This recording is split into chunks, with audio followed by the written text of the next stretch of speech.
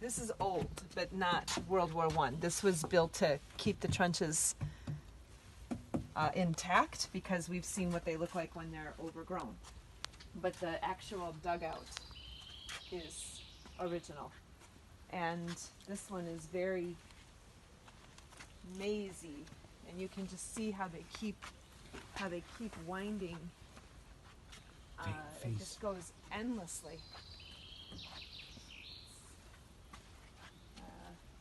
So this line also would have been a communications line, a communications trench. And this was British.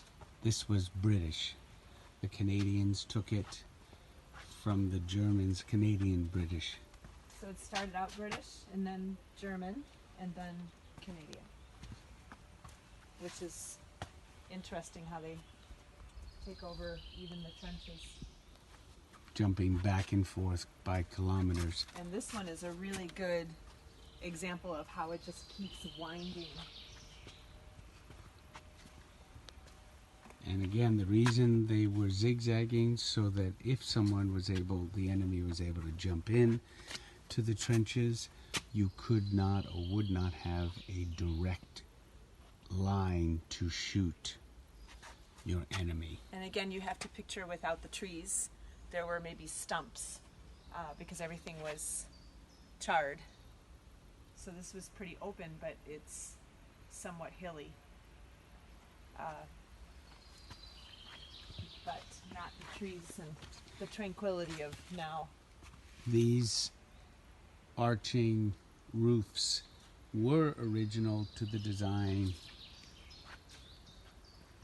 to provide some shelter at different times.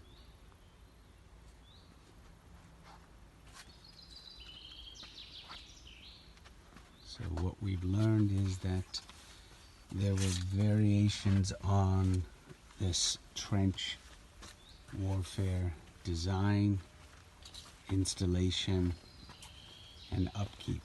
The boards are for us as modern visitors. They would have had almost something similar to decking so that the water would flow under you and not get your boots and uniform all wet.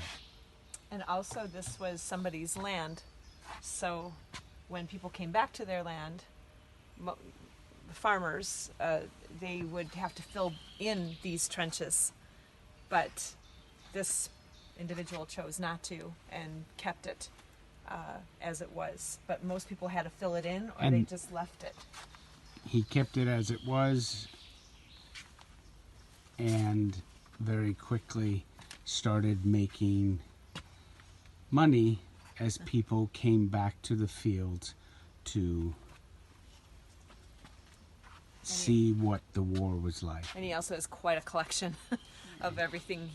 Helmets, weapons, and shells. So on. It's amazing the collection he has. So he knew what he was doing.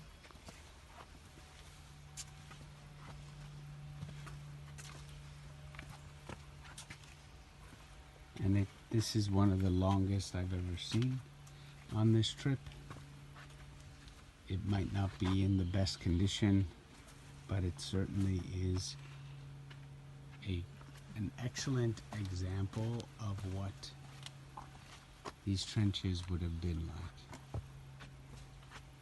And the height as well. Again, would have been 2.5 meters. So we can see over. They would not have been able to see exactly over.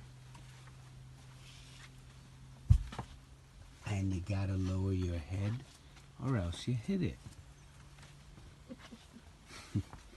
Like I just did. That's where you need a helmet. Yes.